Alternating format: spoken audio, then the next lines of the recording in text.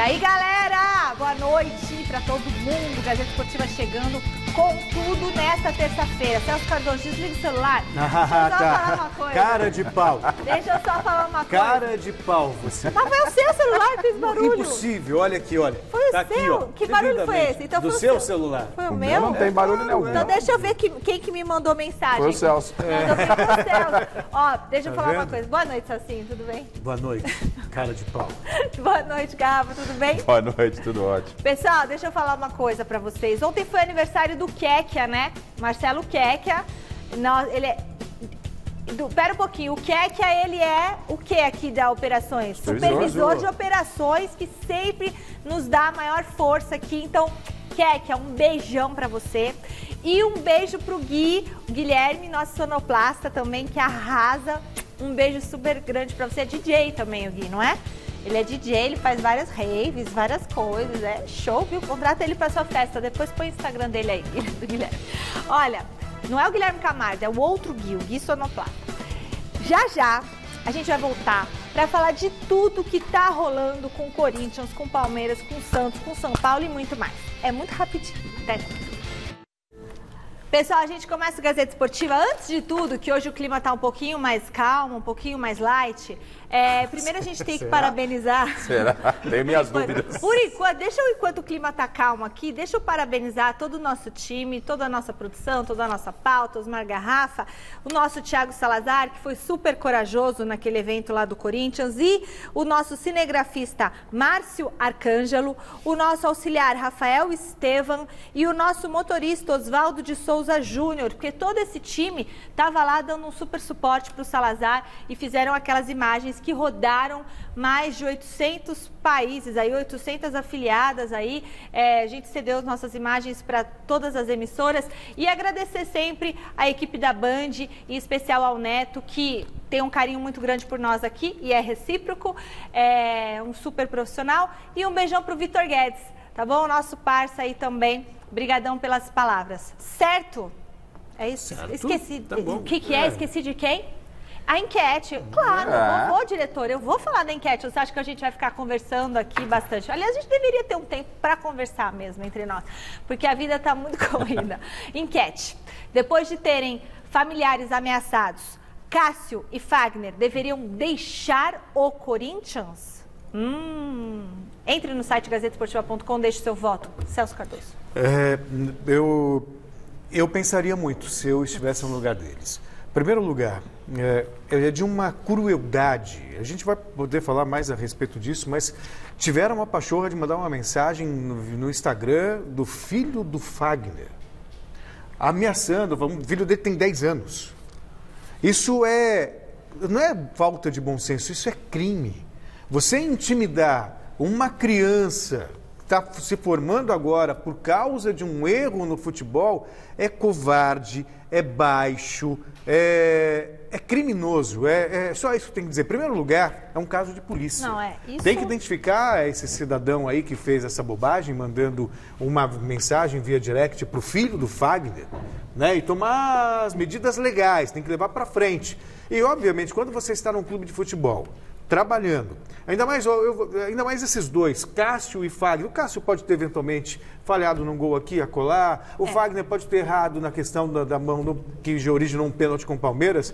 Mas são dois jogadores importantíssimos para o Corinthians. Uma coisa é uma coisa, outra coisa é outra. Não pode, não põe família no meio. Quem nunca falhou na vida? Quem nunca cometeu um erro? Então essas pessoas frustradas, que ficam dependendo do sucesso do outro para sentirem-se felizes, né? Acabam descontando toda a frustração dela no jogador de futebol e pior, numa criança que absolutamente nada tem a ver com isso. Ele não joga no time principal, ele não é profissional do Corinthians. Não tem que mexer com o filho de ninguém, pelo amor de Deus. Sabe, então é uma coisa absurda. Então, se o Corinthians perder jogadores como Cássio e Fagner, mas não vai ser muito... E esses mesmos... Quase que eu falo um palavrão. Esses mesmos cidadãos pode falar, são aqueles que quando Esses jogadores, o Corinthians já passou por isso, não sei se você se lembra. Quantos jogadores não se recusaram de jogar no Corinthians por causa desse comportamento da torcida? Eu me lembro do Gilberto de São Caetano, que jogou no Vasco lateral, e tantos outros que não foram para o Corinthians por causa disso. Demorou muito para o Corinthians poder contratar outros jogadores. Né? São os mesmos que depois ficam lá na beira do alambrado, queremos jogador. Assim não vai ter nunca.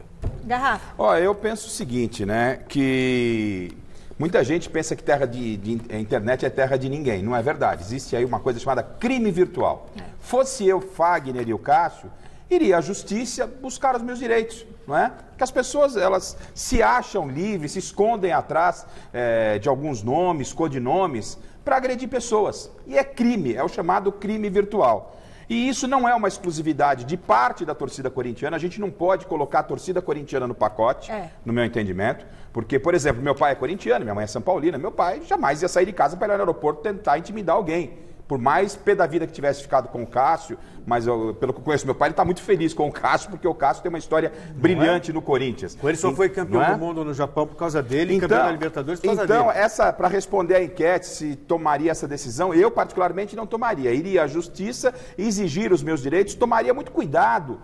E tomo até cuidado com as redes sociais, posto muito pouco da família, também. E nós não somos longe de estrelas, nós somos jornalistas aqui, mas já há, às vezes, né, e não você tentar levar a sua vida um pouquinho à parte aí das redes sociais e ir na justiça, e segue carreira, porque não é exclusividade do Corinthians isso. Tem muita gente que me pergunta, por exemplo, eu não posto coisas pessoais, família, até por causa desses haters, sabe, sabe, e que acabam utilizando. Tivemos colegas de trabalho aqui também que já tiveram filhos vítimas da insatisfação de telespectadores porque falaram mal de determinado time. Então são cuidados que a gente tem, né? Uma coisa é você falar para o Fagner. Agora, quando você vai na esposa do Cássio, no filho, aí não dá, gente. Aí perde totalmente a razão.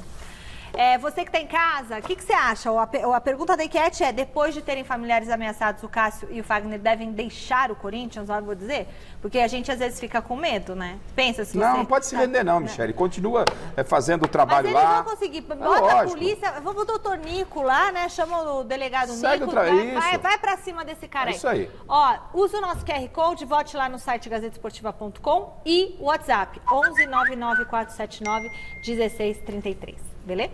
Os jogadores do Corinthians foram os últimos alvos da raiva de alguns torcedores. Essa atitude não deveria, mas é bem comum nos times grandes aqui de São Paulo. E a pergunta que fica é: a pressão muda a atitude dos atletas em campo? Até onde pode ir a fúria da torcida? No futebol brasileiro, protestos durante a má fase de um clube já fazem parte do manual do torcedor organizado. Mas nem sempre as manifestações são pacíficas. Nos últimos anos, um dos clubes que mais tiveram de lidar com a fúria dos torcedores foi o São Paulo. Desde 2012, sem erguer um troféu e flertando até mesmo com o rebaixamento em algumas temporadas, o tricolor viu a porta do seu CT se transformar em um local de protestos. Recentemente, até mesmo relatos de tiros foram noticiados por aqui. Após a eliminação do tricolor para o Mirassol nas quartas de final do Campeonato Paulista, um grupo de torcedores foi à porta do CT da Barra Funda, mas a manifestação não acabou bem. Chutes e pontapés foram dados no portão do local e, embora o São Paulo tenha garantido que seus seguranças não trabalham armados, houve denúncias de disparos vindos de funcionários do clube. Nós estamos protestando, mandaram segurança dar tiro! Já no Santos, o foco principal dos últimos protestos foi o presidente José Carlos Pérez. Depois de Eduardo Sacha e Everson processarem o clube por causa de atrasos e cortes salariais acima do previsto, torcedores se manifestaram na porta do CT Rei Pelé, da Vila Belmiro, da sede do Peixe em São Paulo e até mesmo em frente à residência do mandatário santista. E nem mesmo o vitorioso Palmeiras, que conta com um elenco milionário, se livrou dos protestos.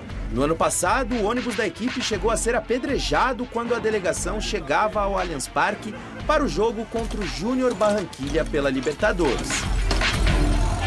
Palmeirenses também protestaram na porta do prédio do então diretor de futebol Alexandre Matos e em frente à empresa do presidente Maurício Gagliotti, em Barueri, espalhando bananas na calçada do local. Não dá para aceitar o cara trazer 4, 5 jogadores, gastar o dinheiro que gastou e não ter um titular. O nosso titular, o centroavante titular chegou faz 15 dias no Palmeiras, mano. Entendeu? Isso é inadmissível. Agora, a vítima da vez é o Corinthians. Na última rodada do Brasileirão, os times da Série A reagiram a essa onda de protestos, cruzando os braços após o árbitro apitar o início da partida.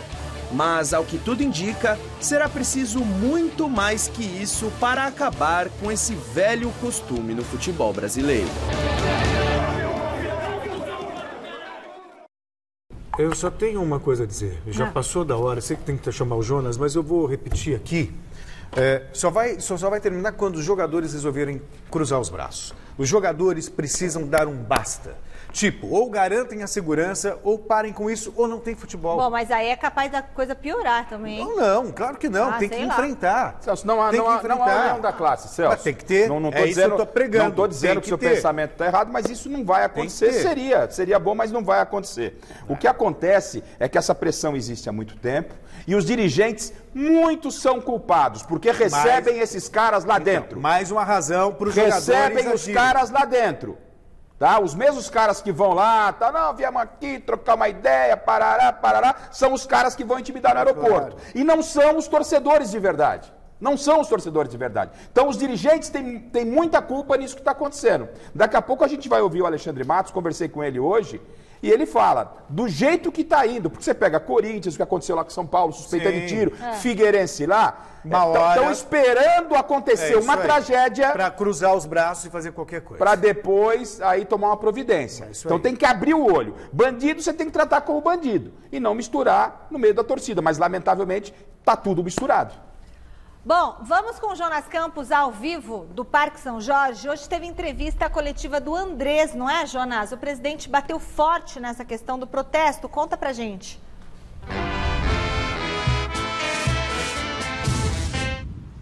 Fala, Michele, muito boa noite a você, Celso, Garrafa, todo mundo que acompanha o nosso Gazeta Esportiva. Pois é, minha entrevista coletiva virtual do presidente André Sanches, obviamente, falou sobre esse protesto de domingo após a derrota do Corinthians para o Fluminense lá no Rio de Janeiro, né? Protesto mostrado com exclusividade no nosso Mesa Redonda Futebol Debate.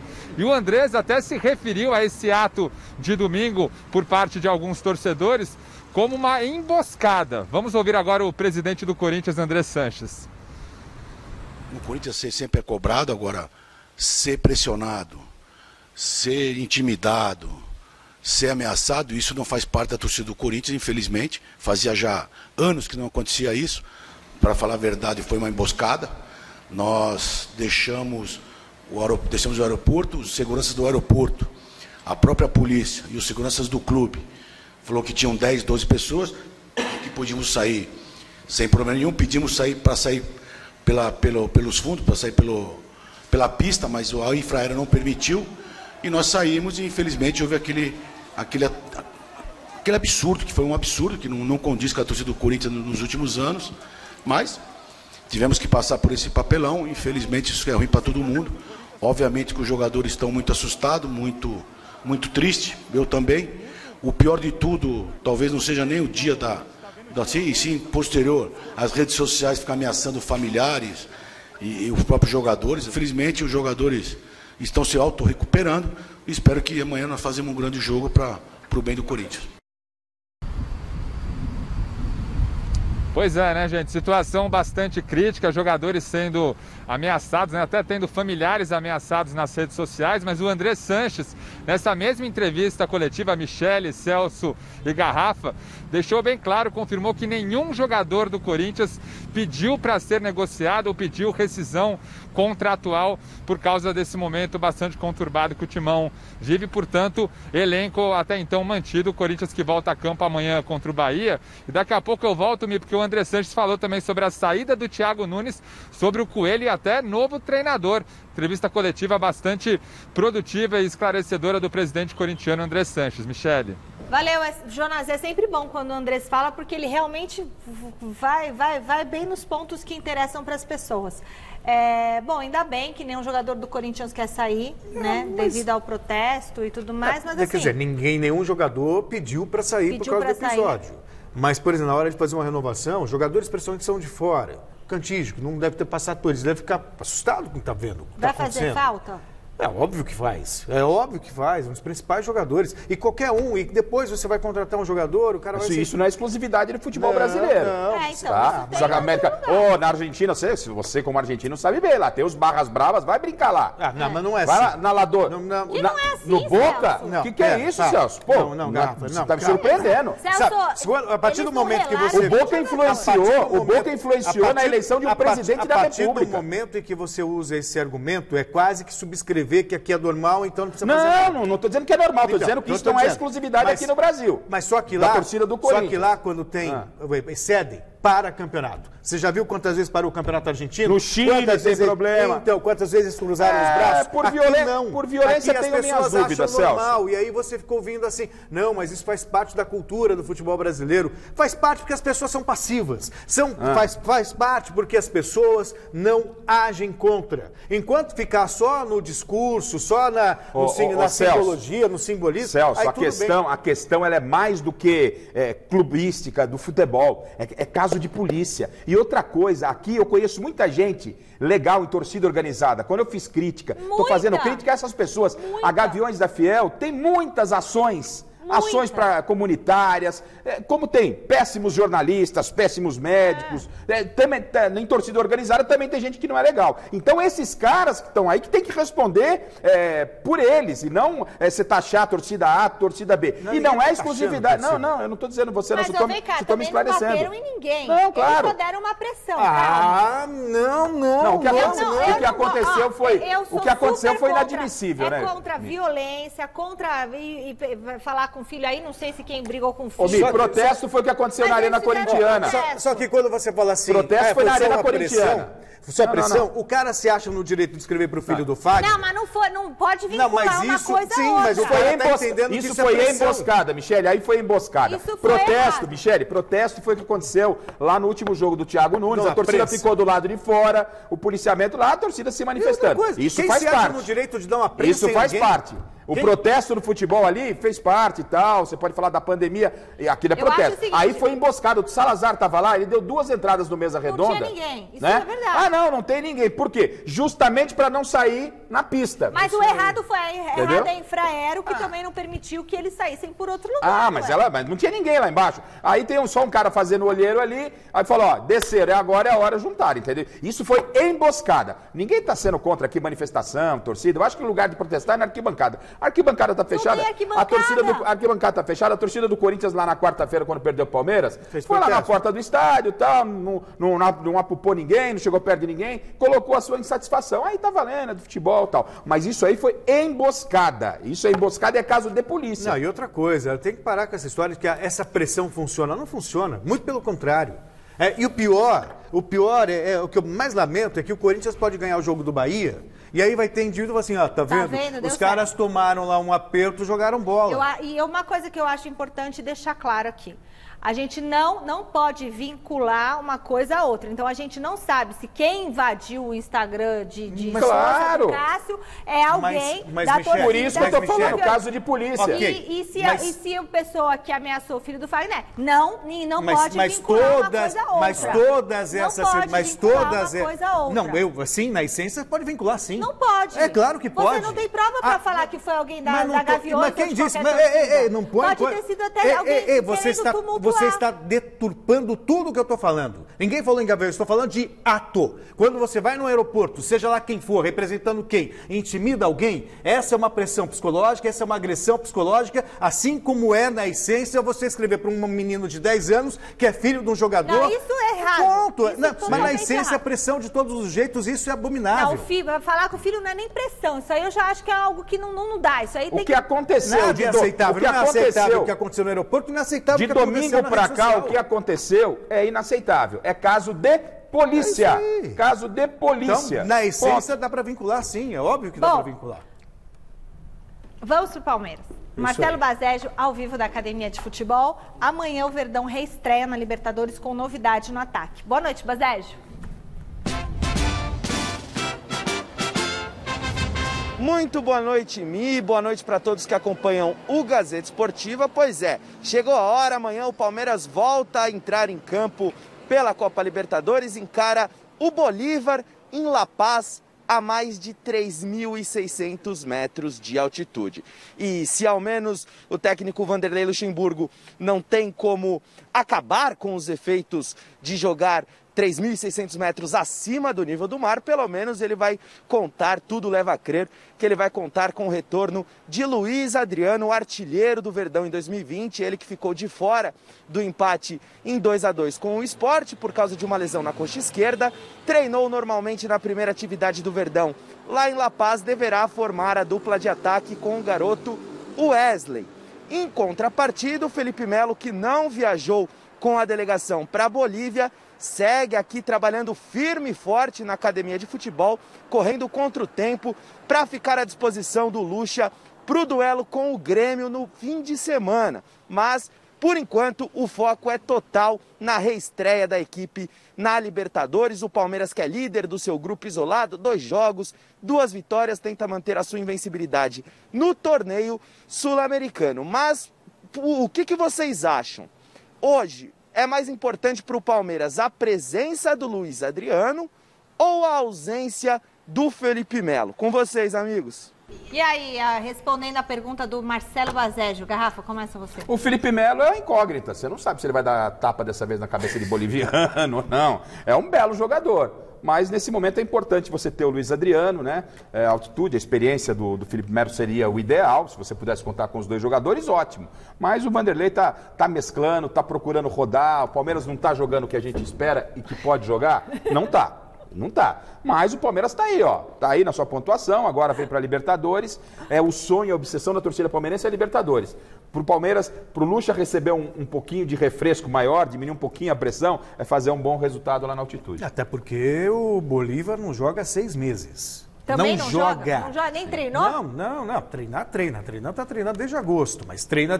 Jogo é jogo, já dizia. O River tá na mesma situação. 30 pois dias. é. Então, obviamente, o Palmeiras tem muito mais condições de vencer, apesar da... E a altitude é muito alta? É, mas aí você acaba compensando, né? Muito. Você compensa o ritmo de jogo pela falta de capacidade pulmonar. Exatamente. Outra coisa, sobre a pergunta que fez o Baseggio, o Felipe Melo não tem jogado, mas a zaga do Palmeiras se acertou.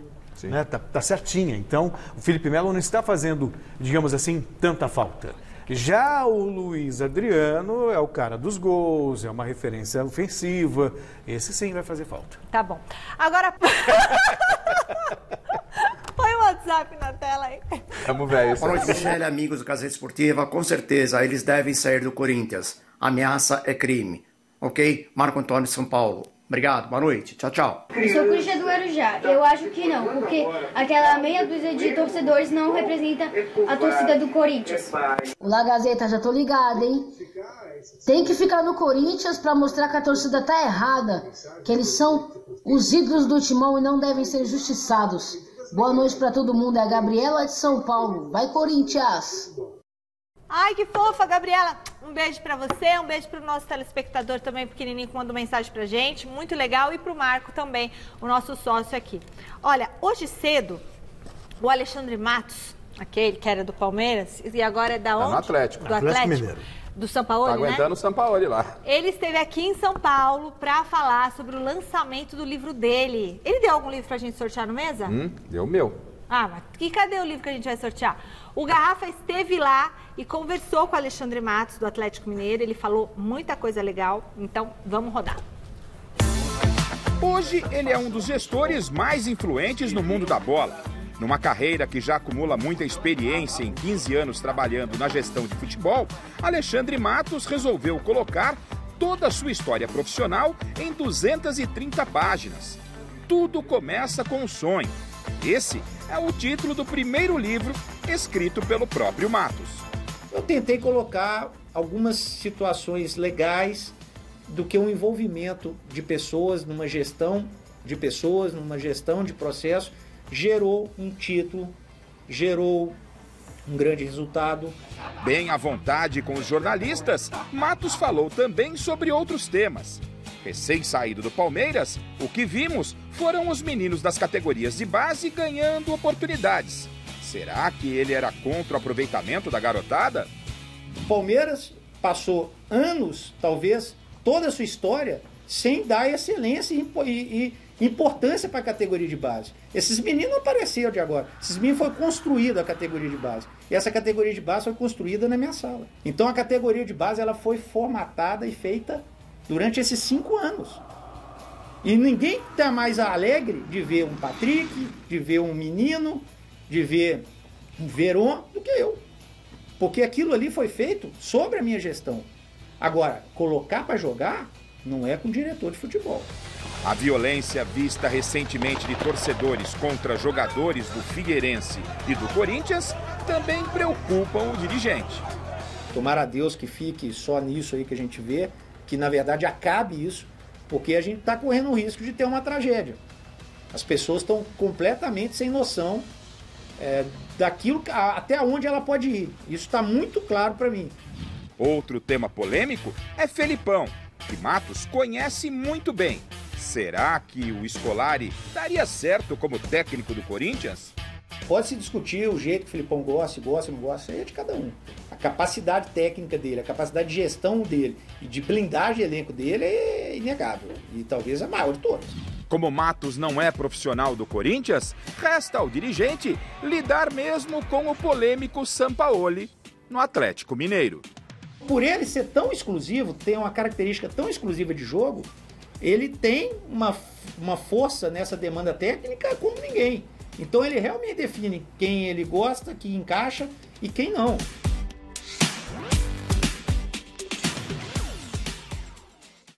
Puxando de trás para frente, o senhor que estava lá, eu sei que deve doer muito na sua alma quando você vê um elogio ao Sampaoli. Né? Que, a propósito... Que pode pular fora do Galo rapidinho. Ou que pode levar o Galo ao primeiro título brasileiro. A batata dele assou hoje na hora do almoço. 71. A dele é do Matos. Eles estavam querendo trazer o Thiago Neves. Você viu que a torcida do Atlético foi pra cima. Sim. Ele estava lançando o livro dele lá na coletiva tal e outro protesto agora dessa vez lá em Minas. Então vamos tentar imaginar racionalmente. Salários atrasados, São Paulo falou que se não acertar vai embora. Ele falou que está tentando acertar. Pois é, mas está errado. Não está. Combinado não é caro. Segundo, você acha que o Sampaoli, a referência que ele tem do Thiago Neves é com a bola nos pés? Você acha que ele sabe que o Thiago Neves ficou falando bobagem? Tem que saber, o cara é profissional. Não, ele sabe a capacidade. Ele falou assim, o que você acha do Thiago Neves? Acha um bom jogador. Cabe à diretoria do clube, ao próprio Alexandre Matos, ao Jean, fala assim, não, o Thiago Neves não rola. Acho que os dois erraram. Não vai aceitar. Tanto o Sampaoli como o Thiago Neves. Ele insistiu muito. Aí depois o Matos viu que não tinha. O negócio estava acordado. Estava acordado entre as partes. Né? Não na parte do Atlético. Como era um pré-contrato, faltavam os exames. Né? O negócio pegou feio hoje. Então me pareceu um erro grande do Matos e também do Sampaoli. O cara, eu venho aqui para o Gazeta Esportiva, você acha que a gente não está vendo o que está acontecendo? Você também, a gente vem preparado. O técnico tem que estar preparado. Como é que vai gastar tempo com o Thiago Neves, sabendo que o Thiago Neves falou barbaridades do Cruzeiro, que não cabe ele lá? Eu acho que a referência dele, para quem trabalha com futebol, é a memória dele jogando bola. Duvido muito que o Sampaoli vai ficar lendo lá o que o... Deveria. No Santos, ele deveria. Ele falou do Atlético Mineiro quando vestia a camisa. Ele tem que saber que ele está contratando caráter, comportamento dentro e fora do campo. O trabalho dele é escolher o melhor jogador. Talvez, eu acho até não contratando o Thiago Neves pelo momento dele, mas ele tem a lembrança do cara tecnicamente. Quem tem que ver o que ele fez com a camisa do Cruzeiro contra o Atlético Mineiro é quem dirige. É quem dirige. Ele fala assim, esse jogador me agrada. O cara fala assim, não, mas esse não dá para trazer por causa disso, assim, assado. Ponto. O Sampaoli, culpar o Sampaoli, o Matos e o presidente do Galo, os três erraram. Conhecendo o que é Cruzeiro, Atlético e conhecendo a história do Thiago Neves. Foi uma grande pisada de bola, né? Bom, Depois do Neymar ter afirmado que recebeu insultos racistas do espanhol Álvaro Gonçalves, a Telefoot, empresa responsável pela transmissão dos jogos, disse o contrário. Olha só a situação. A TV informou que não encontrou nenhuma imagem que comprove insultos racistas vindos do espanhol. Segundo ela, o Neymar foi insultado, mas nada de cunho racial. Todas as imagens da partida entre PSG e Olympique de Marselha foram entregues à liga que organiza o futebol francês. Lembrando que o Neymar foi expulso por ter dado um soco no Gonçalves, pode pegar até 7 jogos de suspensão. Já o espanhol, se for acusado de insultos racistas, pode ter um gancho de até 10 partidas. Acusado não, né? Se ele for comprovado que ele foi racista. Assim, o racismo é algo muito... Vai rodando as imagens para a gente ver se consegue fazer. É inaceitável, abominável. Fico muito à vontade. Já fiz até um trabalho acadêmico sobre racismo no futebol. É inaceitável. Inaceitável. Só que, pela postura do Neymar, fica claro que ele está inconformado e ele diz ali que ele foi acusado de... Acusado não, foi vítima de racismo. Agora, o outro lado, se a acusação for falsa, também é grave. Gravíssimo. Também é grave. Essa é a questão. Teria sido nessa hora, será? Então, não é possível. Você tem que fazer a leitura labial. Mas como é que a TV vai fazer a leitura labial se o cara está de costas? Calma, vamos me falar, como é que vai falar que está de costas? Deve ter vários ângulos, deve estar estudando.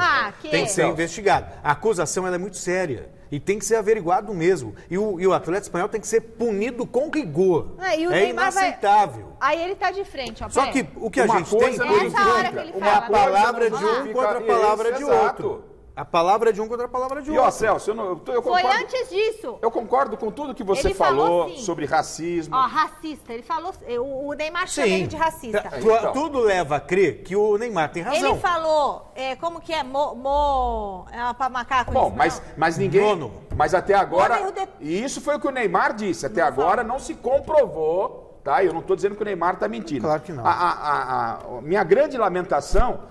E a punição só pode ocorrer se você tiver a comprovação. A minha grande lamentação é, mais uma vez, quando parece que tá... Sabe quando a coisa está começando a dar engrenada? Estamos aqui falando do Neymar de novo, de murro na cabeça do outro. Que ele, se ele foi realmente, foi vítima de racismo, ele devia ter saído de campo, como vários jogadores já fizeram. Daniel Alves foi lá comer uma banana. Ou de repente, antes mesmo da agressão, chegar pro árbitro e dizer, está acontecendo isso, assim, assado. Fala pro árbitro se o árbitro for um pamonha que fale para o quarto A para auxiliar, mas deixa registrado o que aconteceu. Até agora não se provou. A mensagem do Neymar no Twitter. Vamos ver o que ele falou, que está longe, vou ter que correr lá para enxergar. Eu também não enxergo não, tem que botar Caramba, VAR pegar a minha agressão é mole. Agora eu quero ver pegar a imagem do racista me chamando de mono e rodê, macaco filho da Isso eu quero ver. E aí? Carretilha você me pune. Cascudo sou expulso. E eles? Então, e aí? E o comportamento... Uma coisa não justifica a outra. O comportamento do Neymar em relação ao racismo parece que ele está realmente muito irritado e que ele foi vítima do racismo. Agora, para efeito de julgamento, você precisa da comprovação. Jogaram a banana pro Daniel Alves. Daniel Alves pegou a banana, abriu, comeu, bateu o escanteio. Você tem que ser profissional até nesse momento. Não, aí eu o Neymar, o Neymar podia ter saído de campo ali na hora, parar, levantar os braços, chamar a atenção, mas no momento que ele agride alguém e tenta justificar e até agora não se comprovou, eu não vou comprar a briga do Neymar. Sou contra totalmente o racismo. Agora, não vou comprar a briga de uma coisa que eu não vi. Agora, qualquer comportamento racista tem e deve ser denunciado. Isso não se discute. Mas você não vai dar um murro na cabeça do cara. Não dá ele não provou nada. O cara falando, mas eu acredito no Neymar. E vou defender ele até o fim, porque, poxa vida... Mesmo sem ter visto o que o outro falou? Vou. Porque o cara tá de costas. Eu não coloco minha mão no fogo por ele. Ponto. Não, eu também não coloco minha mão no fogo pelo então Neymar. Cuidado, porque o outro cara também pode ser. Tá parecendo, sabe aquela coisa de criança? O Neymar vai inventar uma coisa dessas, Não sei. Minha mão no fogo eu não ponho. Para. Minha mão no fogo pelo Neymar não ponho. Eu sei que a situação não foi só naquele momento, já veio de antes, assim, né? Eu fico imaginando também, assim que a gente tem que seguir, mas será que não tem testemunhas? Ninguém viu? Ninguém estava lá do lado? Ninguém ouviu lá? Cadê os jogadores? Então... Cadê os jogadores do time para defender o Neymar? Porque o Neymar falou, carimbou, aconteceu realmente? Tem que provar. Tem que provar. Calma. Atenção, informação. Atenção, fecha do Celso Cardoso, por favor. Jorge Jesus. Aí, Gersi, não, fecha. Jorge Jesus. Atual campeão da Libertadores, vice-campeão do mundo. Tá em Portugal, não tá? Hoje foi eliminado na fase eliminatória da Champions League. Com Pedrinho e Everton Cebolinha jogando. O Pedrinho conseguiu ser eliminado na pré-Libertadores e na pré-Champions League. Tá aí, Jesus, hein? Perdeu de 2-1 o gênio PAOK da Grécia. Gênio? E aí, Celso? Tudo vai bem. falar Não é o gênio? Não, mas gente. o que eu quero dizer é que isso Mas, gente, por que você vai espirrar álcool em mim? Eu pus a mão Daqui a pouco eu vou ser parado numa fômita, só pelo cheiro de álcool. Aqui, ó. Gente, enfim, o futebol é complicado. Então, isso é mais um exemplo. O Benfica fez um investimento milionário. O gênio. Contratou o Everton Cebolinha, contratou o Pedrinho, entrou no jogo. Perdeu o jogo hoje para o PAOK, era jogo único. Pra quem que ele perdeu, Celso? PAOK, da Grécia. Seria tipo o Tolima lá da Grécia. Não, seria tipo... Guardadas as devidas proporções, é mais ou menos isso. Então, aí o Renato Gaúcho, quando ele fala lá atrás, né? E o Renato andou alfinetando demais. Eu tô tocando nisso porque temos Libertadores, então me remeteu, né? Não, mas é importante falar, porque aqueles que defendiam e ela já tanto queria Jesus e Sampaoli como os gênios, quantos anos tem Jesus? Quantos anos tem? Jesus do Benfica. Porque o outro tem 2020. 2020. Não é verdade? Ou seja, o que o Jesus fez, o que Jesus fez lá na Europa? Mas lá, em termos de futebol. Aí já foi a primeira lambada, já levou. Ele fez um bom trabalho num timaço montado pelo Flamengo. Ponto. Mas daí, a ele ser super gênio, superior a todos os técnicos brasileiros, cometemos uma grande injustiça aqui. Para, galera. É claro. O cara perdeu. Se fosse o Tite que perdesse do PAOK, pronto. Tá bom, você tá era o querendo, Isma, como é Jesus, não. Você tá querendo definir a capacidade do cara por causa de um jogo, depois de tudo que ele fez no Campeonato Brasileiro. Ué, porque ele ganhou um brasileiro aqui com o Flamengo. Ele ganhou o brasileiro e a Libertadores, ele virou o melhor técnico do mundo. Ele fez. Atire a primeira pedra quem nunca perdeu um jogo importante. Gente, o Jesus, ele ganhou. Eu gosto de falar Jorge Jesus, porque Jesus pra mim só tem um, Salvador. É que eles tratam Jesus como Jesus. O Jorge Jesus. Que Jesus te salve. Amém. Amém. O Jorge, ele tinha um timaço no Flamengo. Qualquer técnico que pegasse, até você, Celso Cardoso, ia ser campeão com aquele time. E tem méritos. Eu quero ver ele fazer andar o a gente viu que Abel Braga estava fazendo antes do Jesus. E tem os méritos. Acontece o seguinte, que tem os méritos, mas tem os defeitos. E aqui parece que o ano passado acabaram com os técnicos. Mas vocês acabaram com os técnicos brasileiros. Aqui só tem porcaria, porque bom é o Jesus e o Sampaoli. Eu vou obedecer o vídeo. Eu também. Bom, siga. Vamos obedecer, que senão ele vai cortar o microfone aqui. Ele merece todo o nosso... Só falar uma coisa, foi ele que pediu o Pedrinho? Não. Ah, bom, porque eu ia falar aí que descambou o negócio de ver. Não que não seja bom, mas não vale aquilo lá. Foi um negocião da China pro Corinthians. Escalou como titular. Olha, falando em Libertadores, o São Paulo talvez tenha o confronto mais complicado nesse retorno. Uma vitória diante do River Plate pode desempatar o grupo, o que, até agora, tem as 4 equipes com 3 pontos. Boa noite, Michele, Celso, Garrafa e também a você, amigo ligado no Gazeta Esportiva. De olho no River Plate, adversário desta quinta-feira pela 3ª rodada da Copa Libertadores.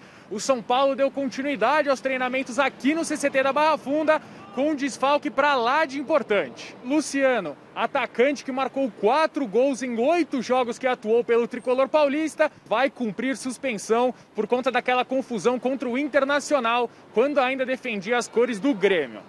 Eu espero que não faça falta. Hoje não dá para pensar no Luciano agora. A gente tem que acreditar que aquele jogador que entrar vai conseguir suprir a falta do Luciano. A gente tem que pensar assim.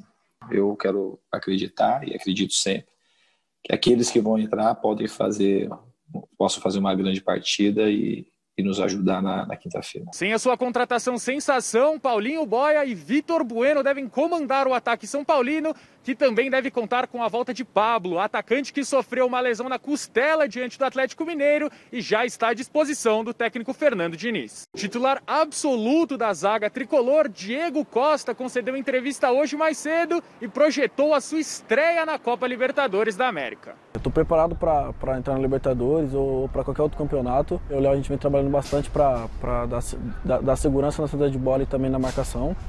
Então estou preparado para entrar e fazer um bom jogo, como esse, como o próximo, essas 2 semanas de Libertadores agora. Essas são as informações do São Paulo, direto aqui do CCT da Barra Funda, Celso Ardengue para o Gazeta Esportiva. Ai, que graça, Celcinho Ardengue, parabéns. Que fera você, hein, menino? Arrasou.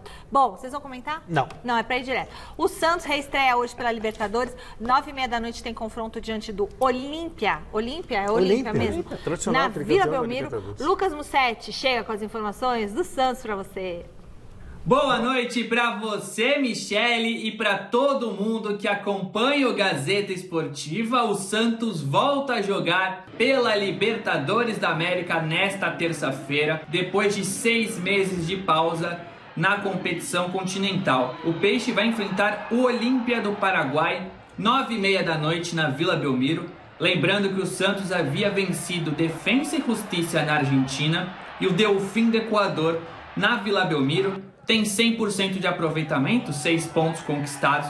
E se vencer o Olímpia, encaminha a classificação para as oitavas de final da Libertadores. E para esse jogo de suma importância, o técnico Cuca finalmente conta com quase força máxima. De todos os titulares que costumam atuar no Campeonato Brasileiro, só um deve ficar de fora. Raniel foi diagnosticado com Covid-19, ficou 10 dias em quarentena, voltou, fez o exame do coronavírus e deu positivo. Só que de acordo com o departamento médico, ele não transmite mais o vírus. Então o Santos teve um laudo de um infectologista, encaminhou para a CBF e para a Conmebol e espera a autorização das entidades para ter o Raniel no banco de reservas. Cuca conta com ele para esse segundo tempo contra o Olímpia. E aí o Santos vai ter, de certo, os retornos de Felipe Jonathan, que estava suspenso contra o São Paulo, e Pará e Marinho, que foram poupados em função do desgaste físico. Diante desse cenário, o provável Santos para essa decisão é João Paulo, Pará, Lucas Veríssimo, Lua Pérez e o Felipe Jonathan, Alisson, Diego Pituca e Carlos Sanches, Marinho, Soteldo e Lucas Braga. É isso, Michele, um abraço para vocês e bom final de programa a todos. Ai, bom te ver sem máscara, porque ele tá em casa, né? Muito legal, Mussete. O Mussete sempre uma... Como você falou? Uma surpresa. Uma surpresa. Tirou o cavanhaque. Ficou muito bom, Mussete. Vai comentar o Santos? Não, Bora. Não dá tempo, né? Não. Ó, o novo contato com o Marcelo Bazejo, direto da Academia de Futebol. Palmeiras joga amanhã, tá todo mundo preocupado com a altitude, né, Bazejo? Diz aí. Pois é, todo mundo morrendo de medo dessa altitude, embora o Bolívar não entre em campo por uma partida oficial há mais de 6 meses. Se por um lado o Bolívar vai ter que lidar com essa falta de ritmo de jogo, pelo lado do Palmeiras, os jogadores também terão de lidar com os efeitos da altitude. O Palmeiras realizou ontem o seu primeiro treinamento na altitude de La Paz. Lucas Lima não participou dessa atividade por causa do trauma sofrido no pé, mas não deve ser desfalque para o jogo de amanhã. E os jogadores do Palmeiras comentaram sobre esses efeitos da altitude, sobre essa primeira impressão que eles tiveram atuando a mais de 3.600 metros. E olha, falaram bastante ofegantes às câmeras, viu? Vamos conferir. Você pegando a bola mais forte, ela vai balançando muito. Se você pegar fraco, ela pode não chegar no gol.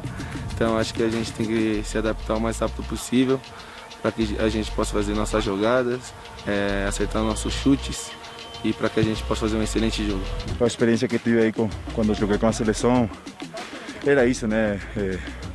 Tratar de ser inteligente, de ter um time curto, de fazer a marcação, como falei, tudo perto. E acho que tem que estar ligado todo o jogo, né, para poder sacar um resultado positivo. Tá aí o Gustavo Gomes bastante ofegante, mas o Palmeiras tem um time jovem, tem diversos jogadores revelados pelas categorias de base, Gabriel Menino, Patrick de Paula, o próprio Wesley. Então acho que o fôlego não será um problema tão grave para o Palmeiras amanhã contra o Bolívar, né, amigos? Com vocês.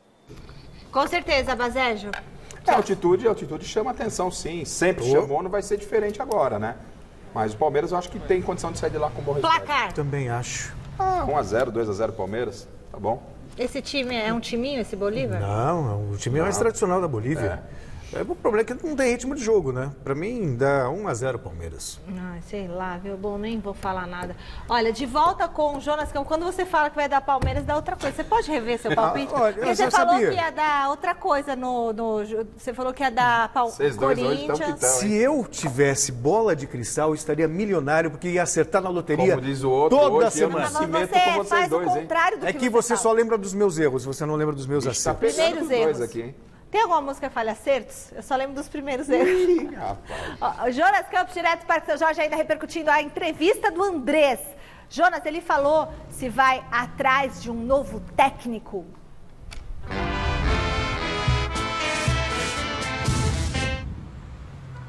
Oi, Michele, falou sim, né? A gente estava com muita expectativa aí dessa entrevista para entender aí os planos do Corinthians em relação ao futuro da comissão técnica. Mas antes disso, vamos colocar um trechinho do Andrés explicando a demissão do Thiago Nunes. Por quê? Também era um tema que gerava bastante curiosidade, já que o Andrés e a diretoria do Corinthians até a semana passada, até o início da semana passada, vinham bancando a permanência do Thiago Nunes, dizendo que o trabalho precisava de tempo aí para aparecer, enfim, bancando a permanência do treinador. Mas aí a derrota no clássico contra o Palmeiras, o Andrés mudou de ideia e na sexta-feira demitiu o professor Thiago Nunes. Ele explica agora como foi essa tomada de decisão e essa mudança de planejamento no meio do percurso. Vamos ouvi-lo. A intenção era não tirar o Thiago naquele momento, mas conversando com os diretores junto comigo na sexta-feira, à tardezinha, final da tarde, nós decidimos por bem trocar, porque achamos que devia trocar, e mudei de opinião em 3 dias. Infelizmente, o futebol é dinâmico e tivemos que fazer isso. Não é a minha vontade, mas infelizmente o jogador não tem participação nenhuma em trazer ou tirar treinador, nunca tiveram. Temos jogadores aqui, campeões, que estão aqui há 6, 7, 8 anos e nunca houve participação nenhuma de jogador, nem para pôr, nem para tirar. Então os jogadores estão totalmente isentos. Foi uma decisão minha, junto com a diretoria, e nós decidimos trocar naquele momento. E olha, gente, nessa mesma entrevista, o Andrés deixou bem claro que o Coelho assume o Corinthians para essa situação emergencial de mudança de técnico, mas que o Timão está sim à procura de um novo treinador que pode ser anunciado, né, até o fim do mandato do Andrés, 31 de dezembro. Vamos ouvir mais um trechinho da entrevista do presidente André Sanches. O Coelho é treinador do Sub-20, ele está aqui numa emergência que o clube o convocou. Não tinha nem tempo de treinamento, teve um treino antes do jogo do Fluminense e hoje vai ter de novo mais um treino só, depois vai ter semana cheia, mas ele é treinador Sub-20. A gente está no mercado aí, vamos ver o que acontece nos próximos dias. Eu sou presidente do Corinthians até dia 31 de dezembro e eu posso contratar aquilo que eu e minha diretoria achar melhor de contratar até 31 de dezembro, eu posso contratar o treinador que eu quiser. Sobre esse novo técnico, Andrés não deu lá grandes pistas, mas deixou pequenas dicas. Quanto mais experiente, melhor, frase do Andrés hoje. Falou que precisa de sorte também, porque a fase tá braba, né, no Corinthians. E falou que prefere que seja um técnico brasileiro, mas não descartou a possibilidade do Corinthians ser comandado por um treinador estrangeiro. Michele, o mistério tá no ar. Ai, caramba, então quem é? Felipão. Felipão é divididíssimo, hein? Muita gente não gosta. Tem lá como especulados. Dorival Júnior, até o Abel foi falado. O Filipão é um nome que surgiu. Difícil em função do que aconteceu no Libertadores. O Abel o Leão não é mais técnico? Não. Porque eu gosto do Leão. O Filipão foi ventilado no mês a mais. Ele até confidenciou para pessoas próximas que ele aceitaria um convite do Corinthians, mas não tem nada de negociação, não existe isso. É que o Felipão, muita gente da torcida é contra. O queridinho da torcida, não só do Corinthians, mas também do Palmeiras, o Miguel Ángel Ramírez, que está no Independente del Valle, ele é bom, mas não se encaixa no técnico experiente, 35 anos. Pro momento, acho que não. Quando o Andrés ele fala, começa a admitir um técnico estrangeiro, o meu pensamento vai para Diego Aguirre. Pode ser? Está empregado. Então, ele é estrangeiro? Lógico, é estrangeiro, mas o Diego Aguirre já trabalhou em vários clubes aqui no Brasil, está adaptado ao futebol brasileiro. Então, no meu entendimento, a cabeça do Andrés, num primeiro momento, não deu certo com o Coelho. Se o Coelho ganha, ele tem um fôlego. Ele já cravou que o Coelho está de forma interina. Então, o Dorival, ele assumiu o Flamengo numa situação aí por 3 meses, é um cara experiente, um cara que chega também com uma bagagem, o Dorival, e esse técnico estrangeiro, apesar de estar trabalhando no mundo árabe... Dorival Júnior? Não, Diego Aguirre. Pode ser uma opção, acho que viria muito bem, fez um bom trabalho no São Paulo. Fez no Inter, um bom trabalho. Mesmo empregado, tá cheio da grana, pode fazer as malas e vir pra cá. Acho que Dorival ou Diego Aguirre, hein? Que Dorival? Dorival Júnior. Então, eu falei Dorival Júnior, vocês falaram, não, Diego Aguirre? Não, que ele tá falando uma outra coisa. Eu acho que o Dorival Júnior ia bem no Corinthians, nada de técnico estrangeiro. E resultado, minha primeira opção, é claro que é o Renato Gaúcho. Perguntamos, mas é sonho só, né? Mas a minha segunda opção, ninguém perguntou? Então vai pra lá. Vai lá, vai enquete. Depois de terem familiares ameaçados, Cássio e Fagner devem deixar o Corinthians? A maioria respondeu que sim. 67% dos votos. Eu esqueci quem seria a minha primeira opção. Ah, o Leão. O Leão, se ele fosse treinador, minha primeira opção. Tchau, beijo. Tchau. Tchau.